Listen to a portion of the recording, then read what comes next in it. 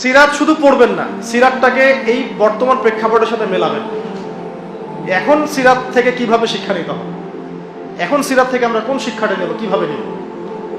এখন তো সেই উটের যুগ নাই, এখন আপনি এয়ারক্রাফটে চড়ছেন, ঠিক আছে। এখন তো সেই আপনার ঘোড়ায় আপনি চড়ছেন না, আপনি বাস ট্র্যাকে চড়ছেন, ইত্যাদি কারে চড়ছেন। কিন্তু দেখবেন পলিসিগুলো কিন্তু চেঞ্জ হয় নাই।